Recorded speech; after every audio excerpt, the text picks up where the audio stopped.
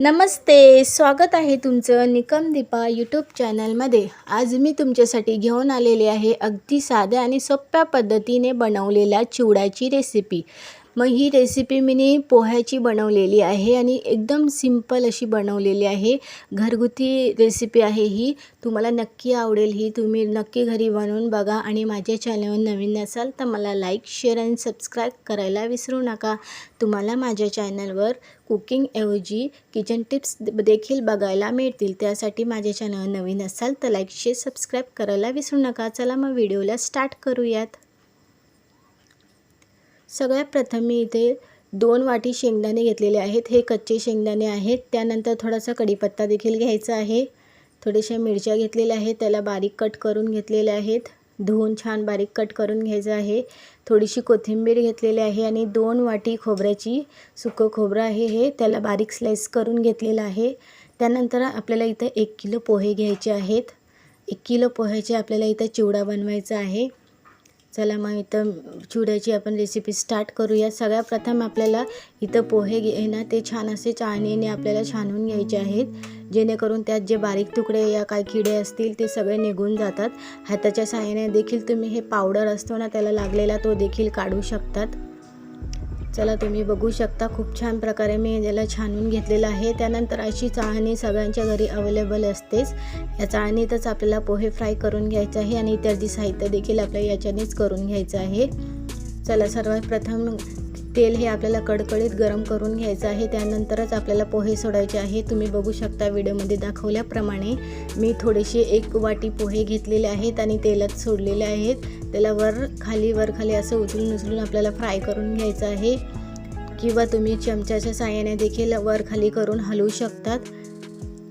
मी उलटणीच्या साहाय्याने इथं हलवून घेणार आहेत। खालचे आणि वरचे जे असतात ते पूर्ण मिक्स करून घ्यायचे आणि त्यानंतर त्याला फ्राय करायचं आहे। तुम्ही बघू शकता वरचे आहेत ते थोडेसे कच्चे दिसत आहेत, त्याला हलवून पुन्हा त्याला फ्राय करून घेऊयात।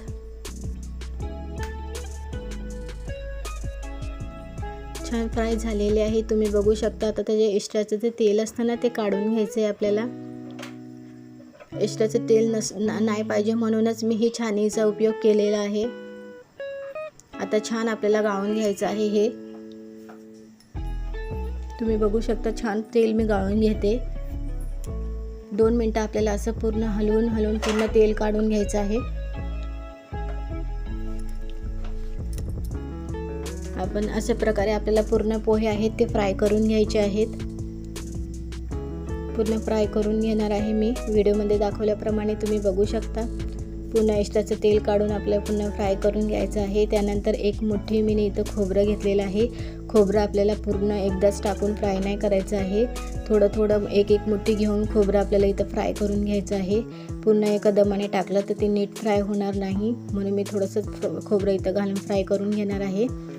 तुम्ही बघू शकता की खोबऱ्याला आपल्याला जास्त फ्राय करायचं नाही आहे, कारण की करपलं की ते कडूसर असं लागतं, म्हणून चिवड्याला चव ही देखील चांगली येत नाही। म्हणून याला आपल्याला थोडंसं लाल कलर येस्तोवर, ब्राऊन कलर किंवा लाल कलर येस्तोवर आपल्याला छान फ्राय करून घ्यायचं याला। तुम्ही बघू शकता आपल्या आता थोडेसे खोबरं होत आलेलं आहे। अजून थोडासा लालसर कलर आल्यावर आपल्याला खोबरं देखील काढून घ्यायचं आहे।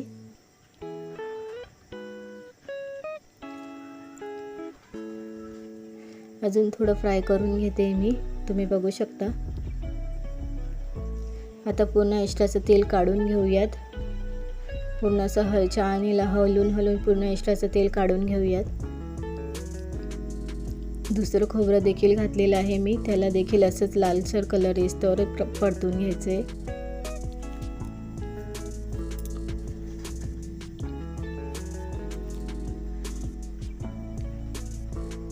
फ्राय करणारे जे काय आपले पदार्थ असतात ना त्याला छान फ्राय करून घ्यायचं, कारण की हे चिवड्याची जी रेसिपी आहे ती फ्राय केलेल्या पदार्थावरच असते।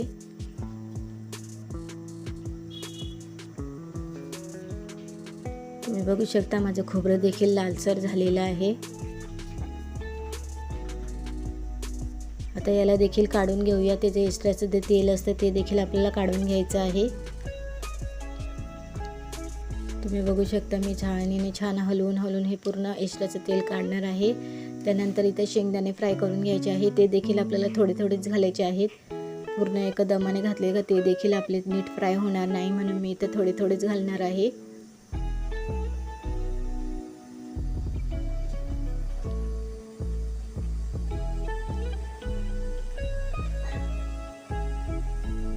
थोडे थोडे करून फ्राय झालेले आहेत. तुम्ही बघू शकता शेंगदाण्याला आपल्या इथं थोडा टाईम लागणार आहे. तुम्ही बघू शकता 5 मिनटं लागलेले आहेत मला फ्राय करायला, कारण शेंगदाणे आपल्याला हा कमीवरच करायचे आहे, फास्टवर नाही करायचे आहेत. पूर्ण ते आतमधून शिजेस्तोवर आपल्याला फ्राय करायचे असतात, म्हणून कमीवरच करा.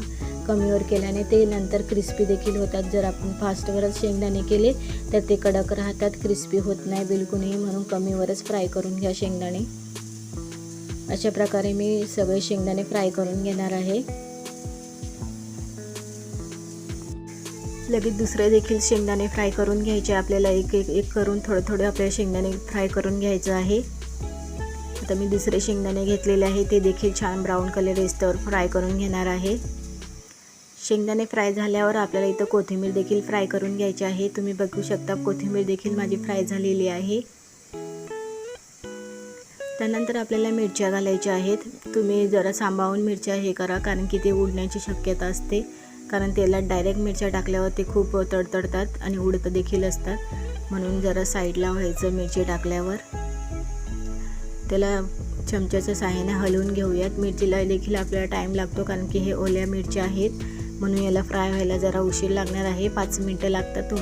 तुम्ही बघू शकता 5 मिनटात हे होणार आहे आपली मिरची छान क्रिस्पी. त्याला आपल्याला छान क्रिस्पी होईस्तोवर परतून घ्यायचं आहे. मला 5 ते 7 मिनटं लागलेले आहेत मिरच्या फ्राय व्हायला. 5 ते 7 मिनटं झालेले आहेत. मिरच्या आपल्या एकदम कुरकुरीत फ्राय झालेल्या आहेत, तुम्ही बघू शकता. आता हे सगळे आपल्याला पोह्यात टाकून घ्यायचं आहे. त्यानंतर आपल्याला सगळ्यात लास्टला पोह्याला आपल्याला फोडणी द्यायची आहे. फोडणी दिल्याने आपला चिवडा इथं तयार होणार आहे. तुम्ही बघू शकता पोहा फ्राय झालेला आहे, बाकीचे सगळे साहित्य फ्राय झालेले आहे. आता याला छान आपल्याला फोडणी देऊन घ्यायची आहे. इथं थोडंसं तेल घातलेलं आहे मी. त्यात आपल्याला थोडंसं राई देखील घालायचं आहे. अर्धी वाटी मी राई घातलेली आहे इथे. राईला छान तडतडू द्यायचं आहे.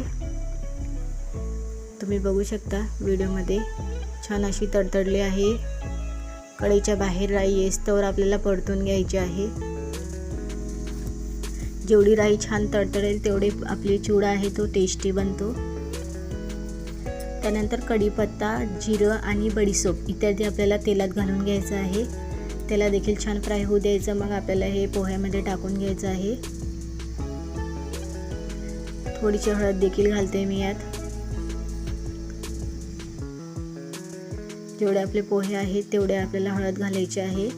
चवीनुसार मीठ देखील घालायचं आहे. आता हे तडका आपल्याला आपल्या चिवड्यामध्ये सोडून द्यायचा आहे. पूर्ण एकजीव करून हलवून घ्यायचं. वरतून थोडीशी लाल मिरची पावडर टाकलेली आहे, त्याच्यावरच आपल्याला तेल सोडून घ्यायचं आहे. चिवडा आपल्या इथं तयार झालेला आहे. तुम्ही बघू शकता तडका देखील दिलेला आहे मी. आता याला छान हलवून घ्यायचं आहे, मिक्स करून घ्यायचं आहे. तुम्ही बघू शकता मी छान आता मिक्स करून घेणार आहे याला. तुम्हाला याच्यात मिक्स करता येत नसेल तर तुम्ही मोठं पातेलं देखील घेऊ शकतात. मोठ्या पातेल्यामध्ये टाकून हे छान मिक्स करू शकतात. मी इथं थोडं मिक्स करून घेते आणि पुन्हा मी दुसऱ्या मोठ्या पातेल्यामध्ये टाकून याला छान मिक्स करून घेणार आहे.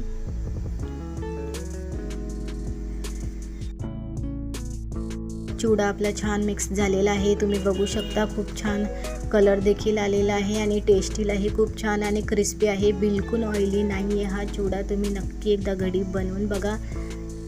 खूप छान आणि टेस्टी लागतो. लहान मुलांना देखील रोज आवडेल आणि रोज खातील ते, मी ही गॅरंटी देते. आणि कशी वाटली आजची रेसिपी मला नक्की कमेंट्समध्ये कळवा. आणि माझ्या चॅनलवर नवीन असाल तर लाईक, शेअर आणि सबस्क्राईब करायला विसरू नका. आणि माझ्या चॅनलवर तुम्हाला किचन टिप्स देखील मिळतील, त्यासाठी माझ्या चॅनलवर जाऊन तुम्ही वॉच देखील करा.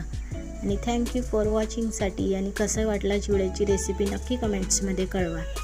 Thank you for वॉचिंगसाठी.